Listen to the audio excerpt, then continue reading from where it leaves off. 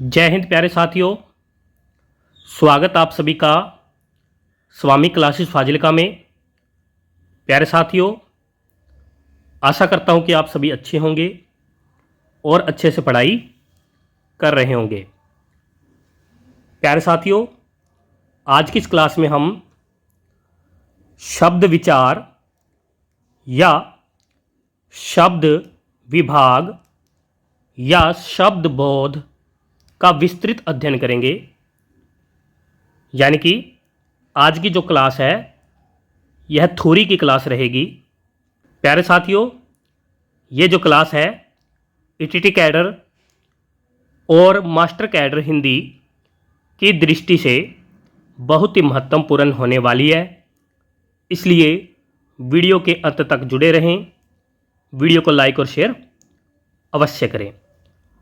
अगर आप हमारे YouTube चैनल पर नए हों तो चैनल को सब्सक्राइब करें, बेल आइकन को अवश्य दबाएं ताकि आप तक नई क्लास का नोटिफिकेशन पहुंच सके। तो शुरू करते हैं आज की क्लास। शब्द की परिभाषा दो या दो से अधिक वर्णों या अक्षर से बने सार्थक समूह को शब्द कहते हैं।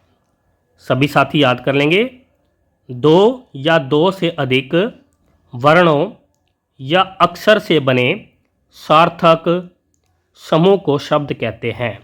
जैसे ज, धन, ल को जब मिलाते हैं तो जल शब्द बनता है, जिसका अर्थ पानी होता है।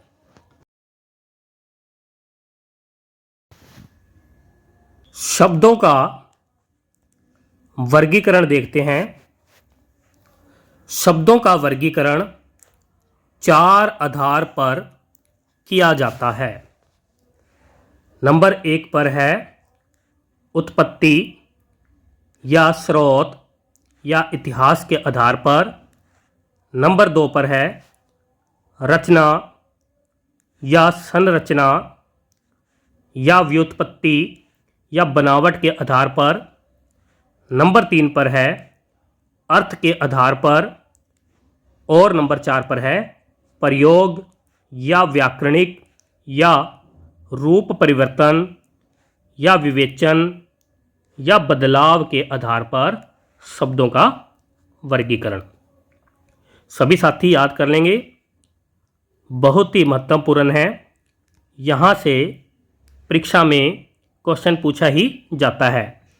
शब्दों का वर्गीकरण चार आधार पर किया जाता है। आगे देखते हैं। नंबर एक पर है उत्पत्ति, स्रोत, इतिहास के आधार पर। इस आधार पर शब्द के पांच भेद होते हैं। मुख्यतः चार भेद और एक अन्य भेद होता है।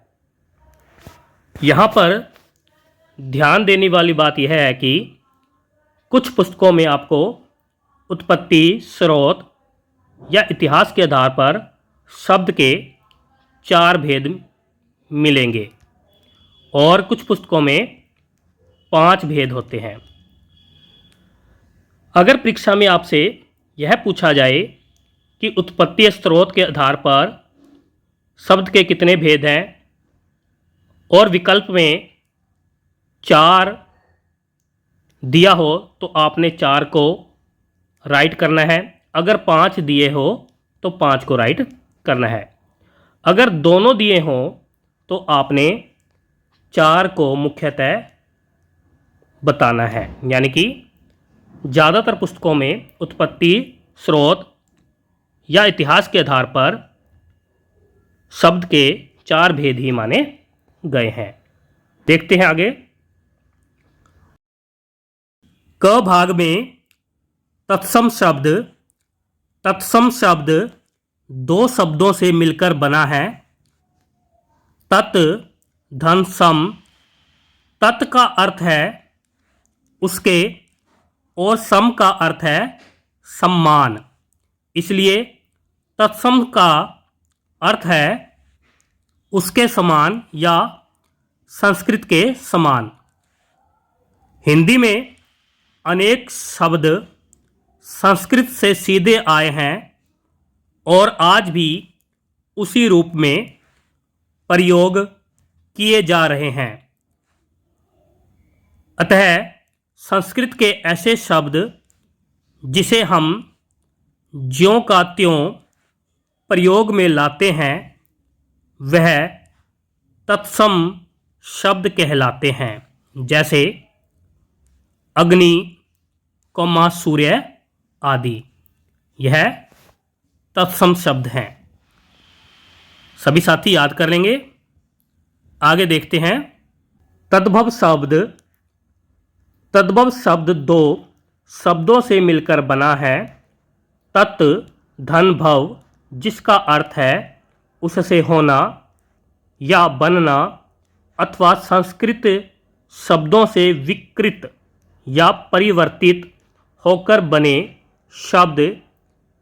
हिंदी में अनेक शब्द ऐसे हैं जो निकले तो संस्कृत से ही हैं, लेकिन प्राकृत, अपभ्रंश और पुरानी हिंदी से गुजरने के कारण बहुत बदल गए हैं। अंततः संस्कृत के जो शब्द प्राकृत, अपभ्रंश और पुरानी हिंदी आदि भाषा से गुजरने के कारण आज परिवर्तित रूप में मिलते हैं, उन्हें तद्भव शब्द कहते हैं। जैसे आग, सूरज, कान आदि। आगे देखते हैं। ग भाग में है देशज शब्द। देशज, देश धन ज शब्द का अर्थ है देश में जन्मा, यानी कि ऐसे शब्द जो क्षेत्रीय प्रभाव के कारण परिस्थिति व आवश्यकता अनुसार बनकर प्रचलित हो गए हैं, उन्हें देशज शब्द कहते हैं। या समय, परिस्थिति व आवश्यकता अनुसार क्षेत्रीय लोगों द्वारा जो शब्द गढ़ या बना लिए वे देशीय या देशज शब्द कहलाते हैं। जैसे खचाखच, मुक्का, पगड़ी, लोटा, गड़बड़ आदि। यानी कि देशज शब्द वह शब्द हैं जिनकी उत्पत्ति के बारे में हमें पता नहीं लगता और वह आवश्यकता अनुसार बना लिए गए हैं, उन्हें देशज शब्द कहते हैं। आगे देखते हैं। ग भाग यानी कि नंबर 4 पर विदेशज या आगत शब्द। विदेशज विदेश धन ज शब्द का अर्थ है विदेश में जन्मा हुआ। हिंदी में अनेक शब्द ऐसे हैं जो अन्य देश की भाषा जैसे अंग्रेजी, अरबी, फारसी, उर्दू, पुर्तगाली, डच आदि से आए हैं। वे विदेशज या विदेशी या आगत शब्द कहलाते हैं। जैसे अचार, आलपिन, अलमारी, गमला, तंबाकू आदि जो शब्द हैं यह पुर्तगाली शब्द हैं जो हिंदी में प्रयोग किए जाते हैं। कैंची, तोप, चेचक, चमचा, उर्दू, कालीन, चाकू आदि तुर्की भाषा के शब्द हैं।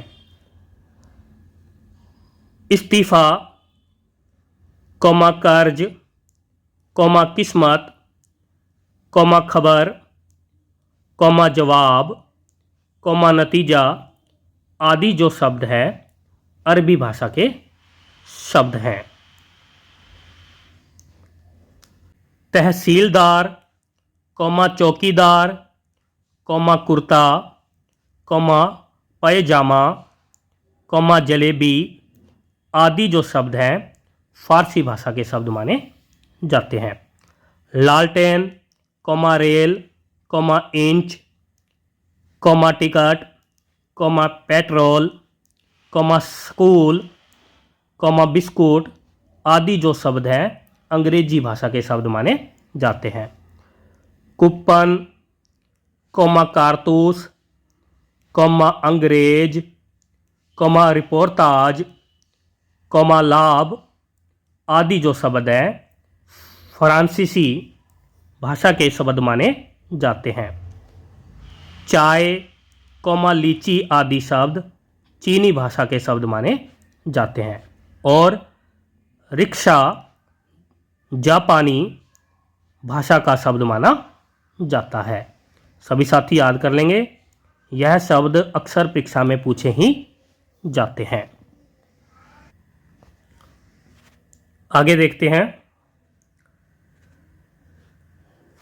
संकर या मिश्रित शब्द दो भिन्न भिन्न भाषाओं के शब्दों को मिलाकर जो नया शब्द बनता है वह संकर या मिश्रित शब्द कहलाता है। जैसे टिकट घर अंग्रेजी और हिंदी भाषा का शब्द मिलाकर यह टिकट घर बना है। यानी कि टिकट जो है अंग्रेजी भाषा का शब्द है और घर जो है हिंदी भाषा का शब्द है। कौमा रेलगाड़ी अंग्रेजी और हिंदी का शब्द है।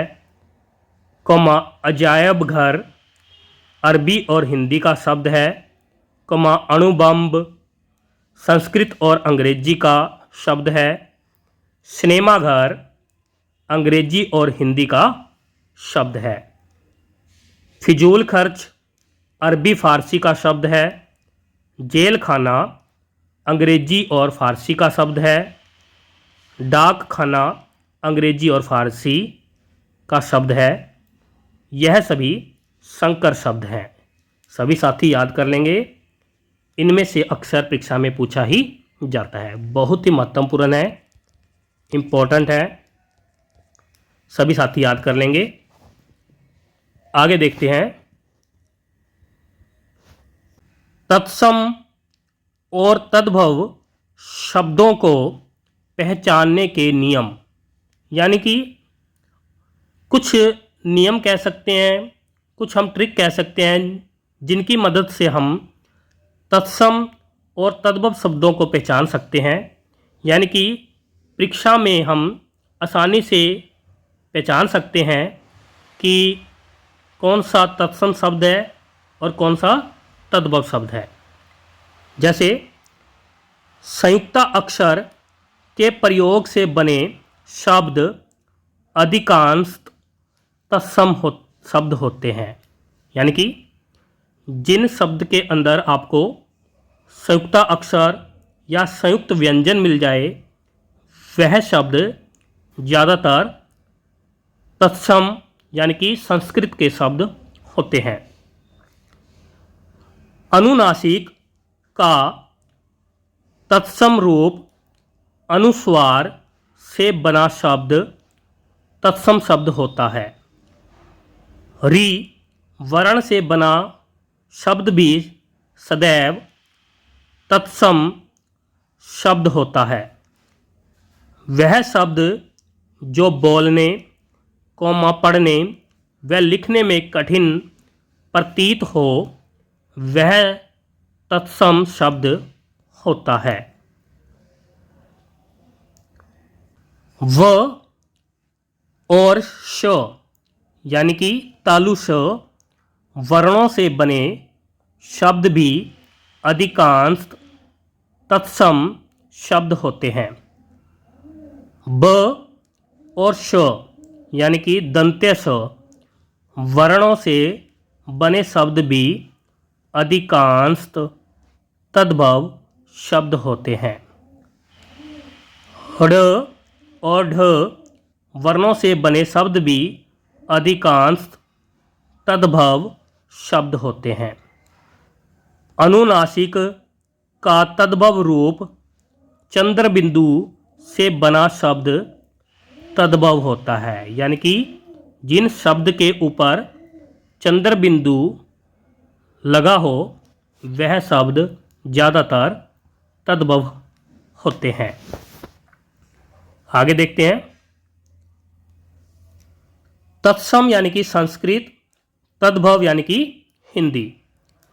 आधे वर्ण या अक्षर संस्कृत के शब्द होते हैं और पूरे अक्षर वाले जो या पूरे वर्ण वाले शब्द हिंदी के होते हैं।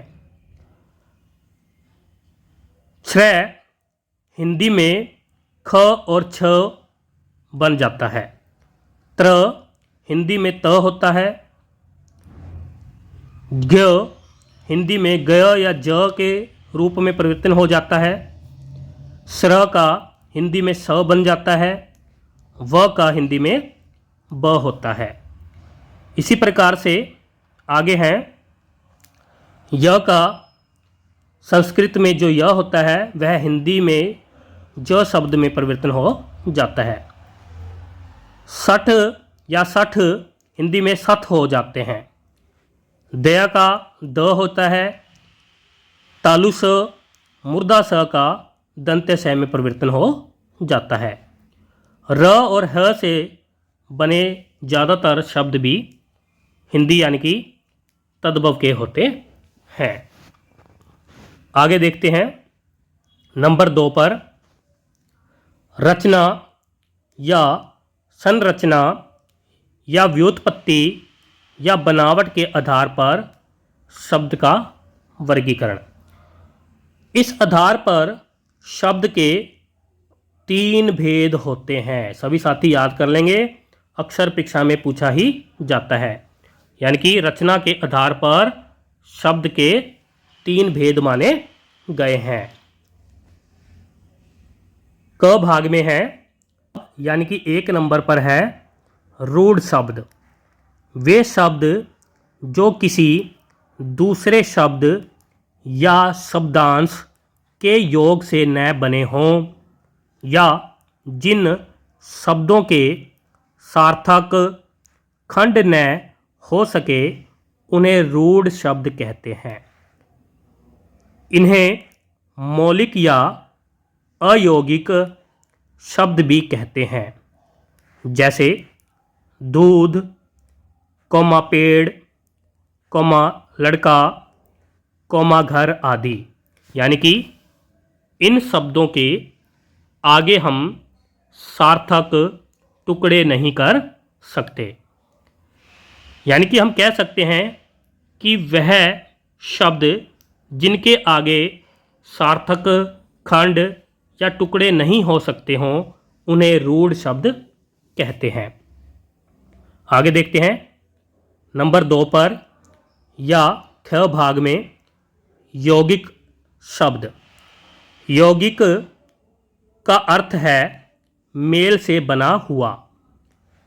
जो शब्द 2 या 2 से अधिक शब्दों से मिलकर बनता है उसे यौगिक शब्द कहते हैं। यौगिक शब्दों की रचना 4 प्रकार से होती है। नंबर 1 पर है संधि से, नंबर 2 पर है समास से, नंबर 3 पर है उपसर्ग से और नंबर 4 पर है प्रत्यय से। जैसे महाऋषि, महाधन ऋषि संधि से बना है।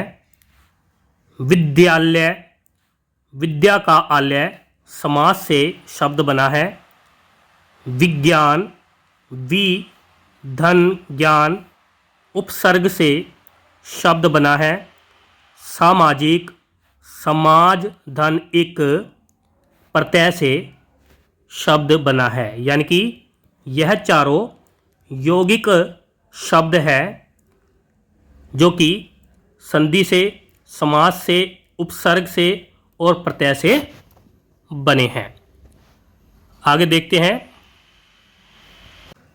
नंबर 3 या घ भाग योग रूढ़ शब्द। इन शब्दों का निर्माण दो शब्दों के योग से होता है, लेकिन वे किसी विशेष अर्थ के लिए रूढ़ हो जाते हैं, अर्थात यौगिक होते हुए भी ये शब्द एक इकाई हो जाते हैं जो सामान्य अर्थ को प्रकट न करके किसी विशेष अर्थ को प्रकट करते हैं, जैसे जलज, लंबोदर, दशानन, नीलकंठ, गिरधारी आदि। यानी कि ये जो शब्द हैं सभी योग रूढ़ शब्द हैं, लेकिन ये एक विशेष अर्थ की ओर संकेत करते हैं। जैसे जलज जो शब्द है यह हमें कमल शब्द का अर्थ का बोध कराता है। नोट करने वाली बात है, बहुव्रीहि समास के सभी उदाहरण योग रूढ़ शब्द के उदाहरण होते हैं, यानी है। सभी साथी याद कर लेंगे। आगे देखते हैं 3 नंबर पर अर्थ के आधार पर शब्दों का वर्गीकरण। इस आधार पर शब्द के 2 भेद होते हैं। 1 नंबर पर है सार्थक शब्द, नंबर 2 पर है निरर्थक शब्द। सार्थक शब्दों को आगे 5 भागों में विभाजित किया जाता है। नंबर 1 या क भाग में एकार्थी या एकार्थक शब्द, जिन शब्दों का केवल एक ही अर्थ होता है उन्हें एकार्थी या एकार्थक शब्द कहते हैं। जैसे गंगा, दिल्ली, राम, जनवरी आदि। इन सभी शब्द का एक ही अर्थ होता है। नोट, व्यक्तिवाचक संज्ञा के शब्द इसी कोटि के होते हैं। आगे देखते हैं नंबर 2 या ख भाग में अनेकार्थी या अनेकार्थक शब्द, जिन शब्दों के एक से अधिक अर्थ होते हैं वे अनेकार्थी शब्द कहलाते हैं। जैसे वर्ण शब्द के अनेक अर्थ हैं, रंग, जाति, रूप, आकृति आदि। अक्षर शब्द के अनेक अर्थ हैं, अविनाशी, स्थिर, ब्रह्मा, मोक्ष, आत्मा, परमात्मा आदि। इनके अनेक अर्थ हैं। अंबर शब्द के अनेक अर्थ हैं, जैसे आकाश, बादल, कपड़ा, कपास, इत्र आदि। यानी कि अनेकार्थी शब्द हैं। आगे देखते हैं नंबर 3 या घ भाग में समानार्थी या पर्यायवाची शब्द। हिंदी भाषा में अनेक शब्द ऐसे हैं जो उसी एक शब्द के समान अर्थ देते हैं, उन्हें समानार्थी या पर्यायवाची शब्द कहते हैं। जैसे जल के अनेक समानार्थी या पर्यायवाची शब्द हैं, जैसे पानी, नीर, पयो, वारी, तोय, सलील आदि। ये जल के पर्यायवाची शब्द हैं। बादल के पर्यायवाची हैं जीभूत, वारिद, नीरद, मेघ, पयोधी, वारिधर आदि जो है बादल के पर्यायवाची हैं। आगे देखते हैं नंबर 4 या घ भाग में देखते हैं विपरीतार्थी या विलोम शब्द। जो शब्द अपने अर्थ के विपरीत अर्थ का बोध कराते हैं विपरीतार्थी या विलोम शब्द कहलाते हैं। जैसे आकाश का विलोम पाताल, माता का विलोम पिता, गुण का विलोम अवगुण, ऊपर का विलोम नीचे आदि। आगे देखते हैं 5 नंबर या अय्या भाग में देखेंगे समरूपी भिन्नार्थक या श्रुति समभिन्नार्थक शब्द। जो शब्द उच्चारण में एक जैसे होते हैं किंतु उनके अर्थ अलग अलग होते हैं उन्हें समरूपी भिन्नार्थक शब्द कहते हैं। जैसे तरणी का सूर्य होता है, तरणी का नाव होता है। कांति का अर्थ चमक होता है, क्लांति का अर्थ थकावट होता है। क्षति का हानि, क्षति का पृथ्वी, दिवा का दिन होता है, दिवा का दीपक होता है। देव का देवता, देव का भाग्य होता है। सभी साथी याद कर लेंगे। आगे देखते हैं 4 नंबर पर प्रयोग या व्याकरणिक या रूप परिवर्तन या विवेचन या बदलाव के आधार पर शब्द का वर्गीकरण। इस आधार पर शब्द 2 प्रकार के होते हैं, यानी कि इस आधार पर शब्दों का वर्गीकरण 2 आधार पर किया जाता है। क भाग में है विकारी शब्द और ख भाग में है अविकारी या अव्यय शब्द।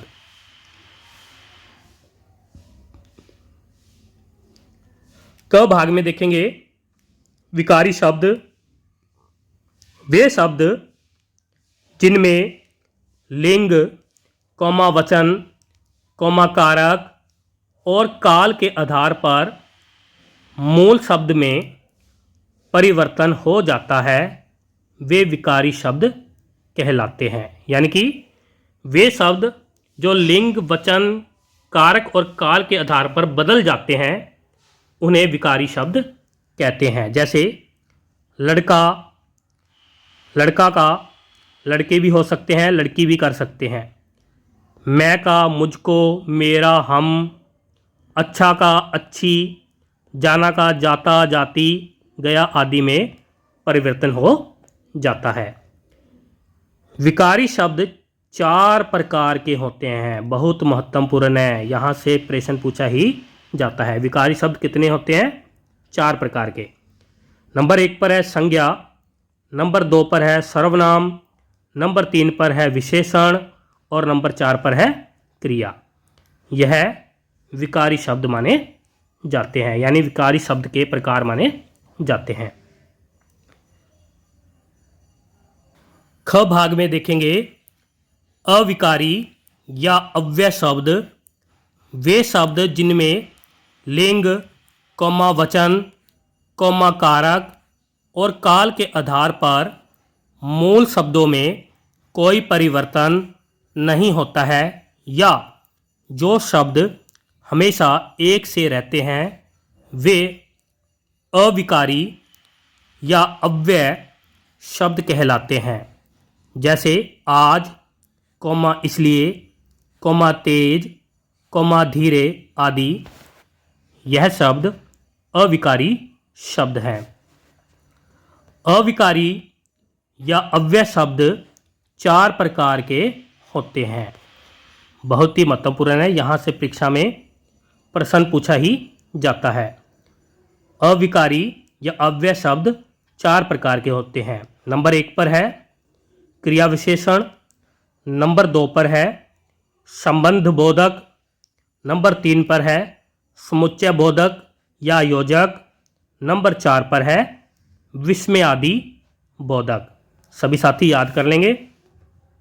प्यारे साथियों, ये थे शब्द विचार संबंधी हमारे महत्वपूर्ण तथ्य।